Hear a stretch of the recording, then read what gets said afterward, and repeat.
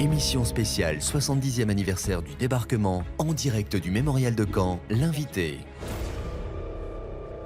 Toute l'équipe de Radio Sensation est en direct du mémorial de Caen pour le 70e anniversaire du D-Day. Et vous le savez, nous sommes ultra performants et ultra modernes. Vous pouvez donc nous suivre en audio, en direct, en vidéo et en audio à partir de notre site internet radiosensation.fr. Voilà qui fera plaisir à Francis. Nous sommes en compagnie de Franck Moulin depuis le début de cette émission. Franck Moulin, vous êtes directeur de la communication du mémorial. Avec vous, on a abordé le mémorial et ses parcours emblématiques qui retracent l'histoire du monde durant le XXe siècle. On va parler maintenant des expositions temporaires. Alors il y en a deux pour fêter le 70e anniversaire du débarquement. La première, la plus récente, c'est 100 objets des 100 jours de la bataille de Normandie. Un topo rapide sur cette exposition. Alors les 100 objets de la bataille de Normandie est une exposition, vous l'avez compris, d'objets. On a voulu, quand on a préparé notre programme du 70e anniversaire du débarquement de la bataille de Normandie pour cet été, travailler sur un nouveau type d'exposition, c'est-à-dire ne pas raconter le énième récit militaire du débarquement.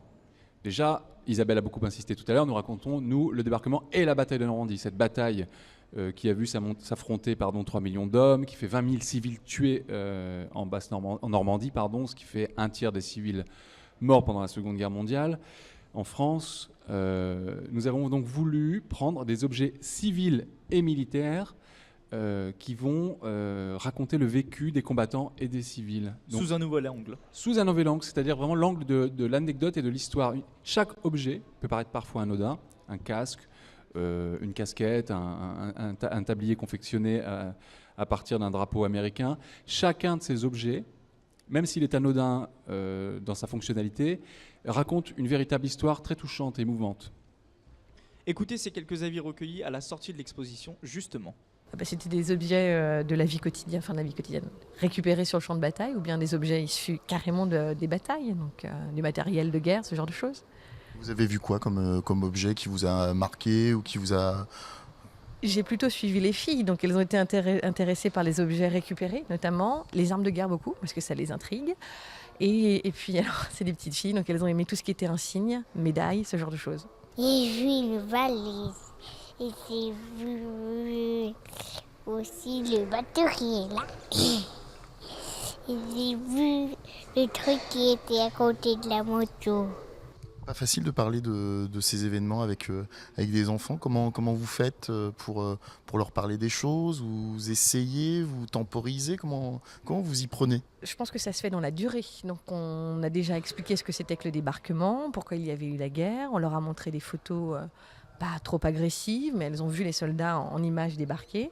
Et puis aujourd'hui, on est venu voir quelques objets. Mais justement, on a choisi cette exposition et pas l'exposition permanente parce qu'elle est trop difficile. Donc là, on traduit le message à travers quelques objets qui sont un peu des icônes. Ça me rappelle beaucoup de souvenirs, plutôt tristes. J'avais 9 ans à ce moment-là. C'était pas facile. Non, on a vécu ça. Mais après, naturellement, on respirait. C'était ça qui comptait. Mais sur le coup... on espérait, bien entendu, on y a toujours cru dès le premier jour. Le premier soir, mon père, avec ma soeur qui était du même âge que moi, il nous a pris avec le matelas de notre nuit, il nous a descendu à la cave le 6 juin, puis on a commencé à attendre. Et maintenant, avec le recul du temps, je me dis, heureusement que je n'avais que 9 ans. Qu'est-ce que j'aurais fait à ce moment-là? Et même pendant la guerre, qu'est-ce que j'aurais fait? Je ne sais pas. Maintenant, heureusement qu'on a compris la bonne décision. Et c'est important tout ce qui a été fait pendant ces quelques jours-là. Il faut que tout le monde, que personne n'oublie pour que ça ne recommence pas. On peut pardonner? Avec le temps, oui, mais pas oublier. Parce qu'avec le temps, on peut pardonner parce que ils étaient contraints de faire ce qui se passait. Maintenant, s'ils seraient là maintenant, ils regretteraient d'avoir fait ce qu'ils ont fait, les Allemands. C'est forcé. Ils étaient endoctrinés, puis c'est tout. Bien sûr, il faut bien pardonner. Mais ne pas oublier. Ah non, surtout pas ça. Alors la bataille de Normandie, c'est à peu près 3 millions d'hommes qui se sont affrontés pendant 100 jours. C'est aussi un rôle important des civils qui ont vu leur vie basculer, comme pour la dame que l'on vient d'entendre. Est-ce que vous souhaitez aussi, à travers cette exposition, rendre hommage aux civils, justement ? C'est quasiment en ce moment tout le propos du mémorial, et c'est le propos que nous avons voulu tenir pour ce 70e anniversaire du débarquement et de la bataille de Normandie. D'ailleurs, le président de la République, François Hollande, est venu rendre un hommage appuyé aux civils qu'on a, c'est vrai, beaucoup oublié pendant ces dernières décennies. Alors, est-ce que vous avez des exemples peut-être d'objets insolites à nous donner pour savoir un peu de quoi on parle dans cette exposition? Qu'est-ce qu'on va trouver? Alors, il y a en tout 11 thèmes, et il y en a un que je vais reprendre tout de suite parce qu'on entend une jeune enfant parler d'un bateau. Ouais. En fait, ce bateau fait partie fait partie de l'ensemble des objets détournés, et c'est un radeau de fortune qui avait été construit à partir de 2 réservoirs d'avions allemands, des Focke-Wulf 190 pour être un peu technique. Donc à partir de ces 2 réservoirs, des types ont construit ce radeau de fortune pour pouvoir aller pêcher.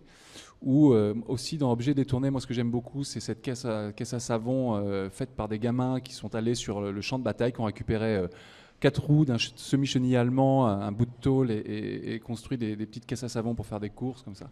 Donc c'est des objets de la vie quotidienne. On a aussi des objets assez extraordinaires militaires. Là je pense particulièrement à la machine à coder M209. Et c'est particulier puisque c'était une machine à coder utilisée par les Comanches, qu'on a oublié aussi, de la 4e division d'infanterie, et qui donc codait des messages dans leur langue natale, ce qui vraiment permettait d'assurer des transmissions incompréhensibles.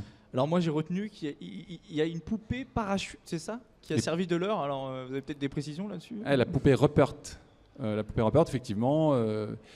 On en a dans le parcours ici, dans le parcours Bataille de Normandie. C'est effectivement des petites poupées en tissu bien faites qui donnaient vraiment l'impression qu'ils pouvaient gonfler pour impressionner, parce que la guerre psychologique existe aussi. Elle est très importante pour les militaires et donc pouvait donner une sensation, bien qu'ils étaient déjà des dizaines de milliers, de gonfler le nombre d'hommes dans le ciel. Pour tous ceux qui sont intéressés par cette exposition, elle se tient jusqu'au 31 décembre 2014 et il ne vous en coûtera que 5 €.